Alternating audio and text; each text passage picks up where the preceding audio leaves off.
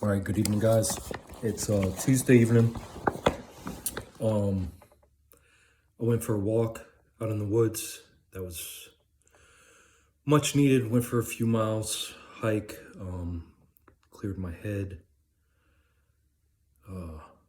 Definitely recharged.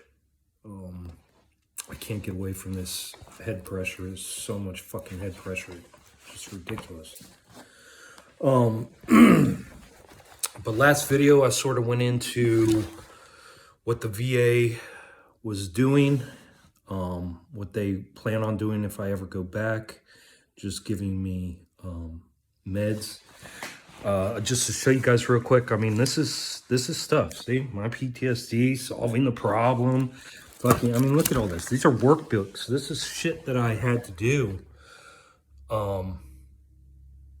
You know, this was during the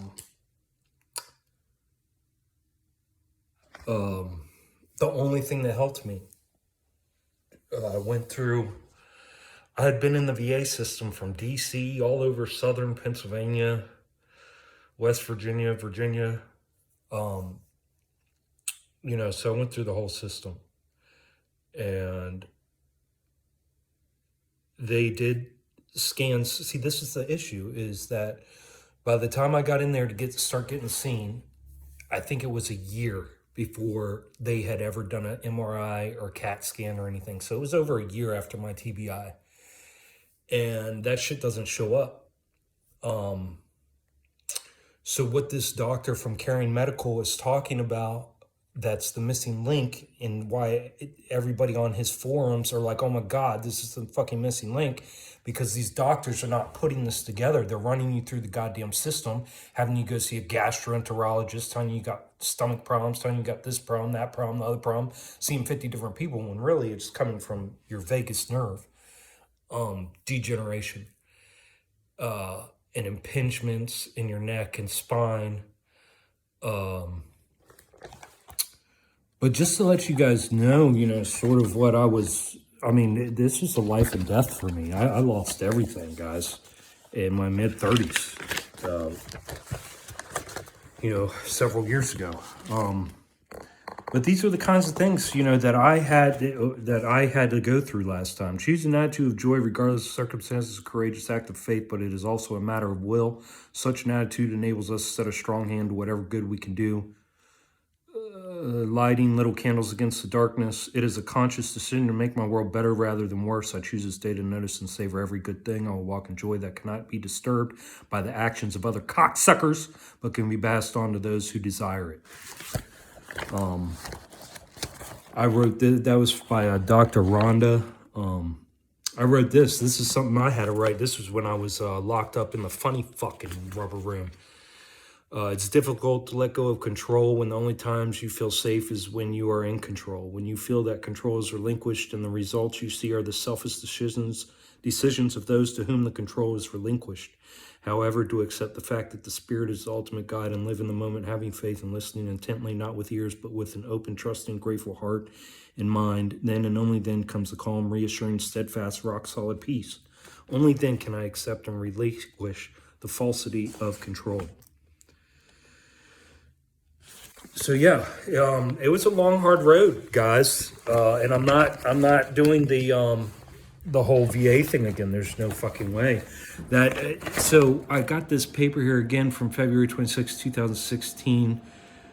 I can't remember, but see, they put me on Paxil for this shit, man, and that made me end up having to, plus all these other meds.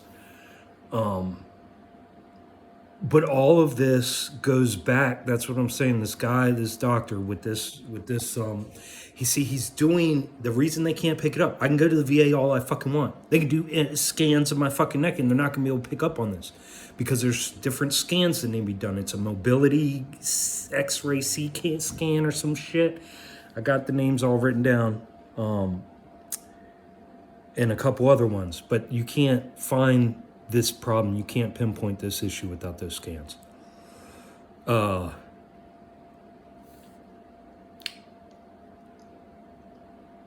That being said, I know this is the problem. I know this is what I'm dealing with. I know it 100%.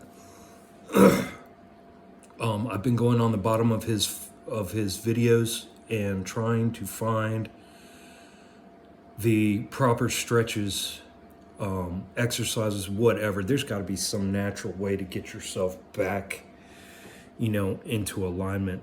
Like I said, though, I've had these injuries, some of these, like that herniated disc towards the bottom of my back, that's been there for at least 7-8 years, I would imagine. Nobody's ever looked at it. Nothing's ever been done with it.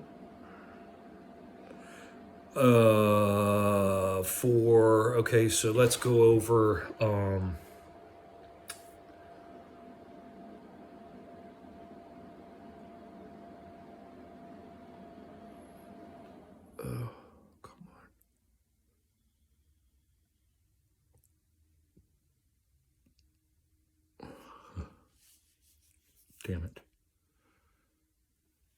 damn it. Herniated disc.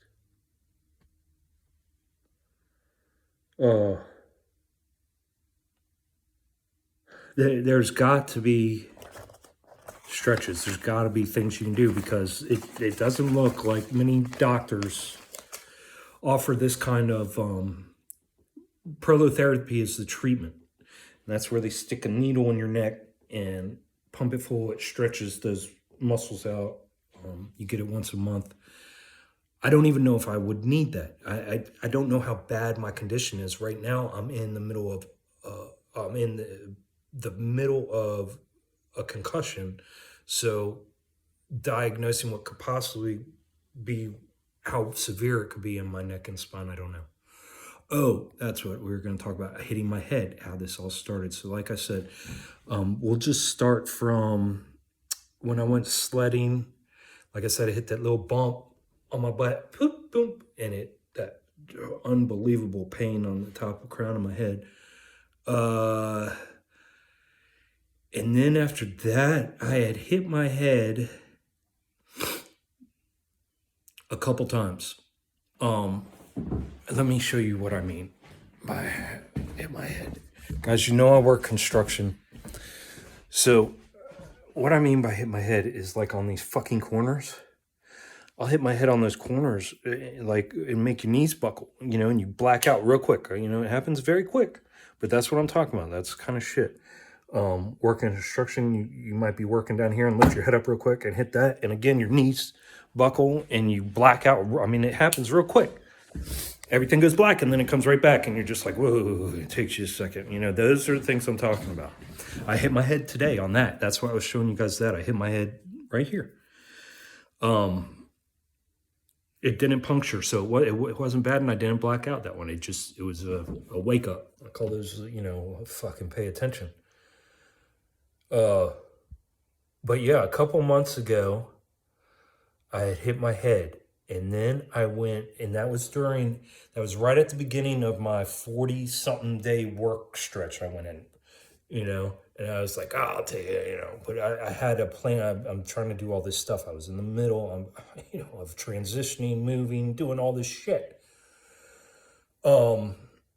So I hit my head there, and then I had went and helped somebody, and I was using a ditch digger, like a 1,500-pound ditch digger handheld. And that fucker, at the end of the day, it bounced, and it gave me the worst whiplash I've ever experienced in my neck, but it did it in 3 places: my neck, my middle back, and my lower back. It accordioned me is what it felt like. It felt like an accordion,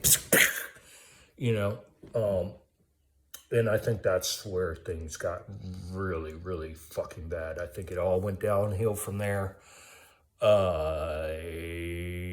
It was a day after that, or maybe the day before that, I can't remember now, but I had hit my head in my van on something similar to what I just showed you, and on a corner, and hit right there so hard that, again, knees buckled, blacked out real quick, and blood was drawn. That's how hard I hit. And then I think a couple days after that horrible whiplash event, I did one of these numbers coming up and hitting my head, and blacking out. So, that just in, that, I think that was all within a week period, a severe, major, trauma to my spine, my neck, and my head. And this is exactly where that's coming from. I'd say a week after that whiplash is when I started noticing that I was admitting that something was very wrong. And then within a week after that, I think a couple days after that, my sister had given birth and asked me to be the godfather. And by then I was so bad, I was in Lululand already. I went straight out and bought a car. I was so out there. This is like 3 weeks ago. I was so far fucking out there. I went out and bought a car because I was like, oh my God, I got to be able to get down to see my godson. And then I had one job that week and it ended up getting stretched out so far because I was having cognitive difficulties. I couldn't even, like I was looking at it and it'd go blank. I didn't know, something that should have taken me a couple hours probably took me a day or more. No, I had to stretch it out in between 2 days, I think.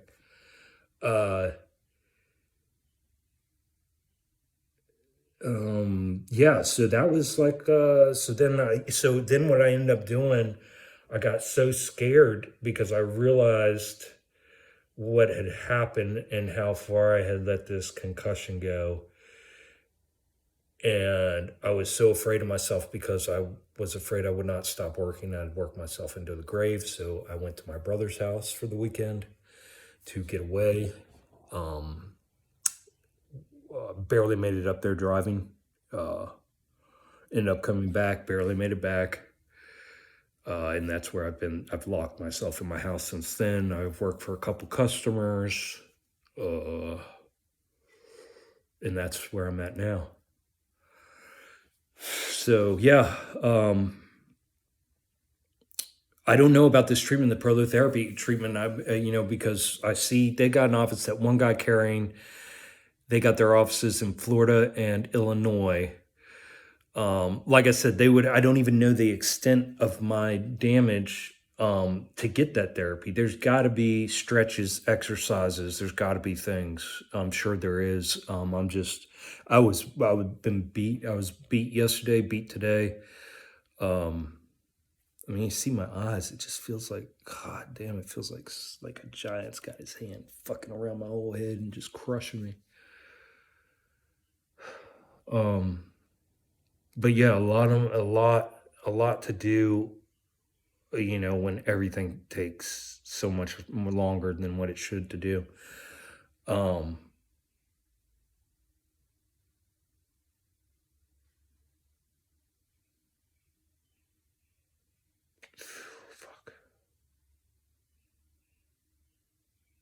Ugh, blew my load. Oh man, that's about all I have. God damn it. Where was I going? There was one last point. So my dad's coming tomorrow, so we'll see. I'll keep you guys updated on how this farmhouse is going.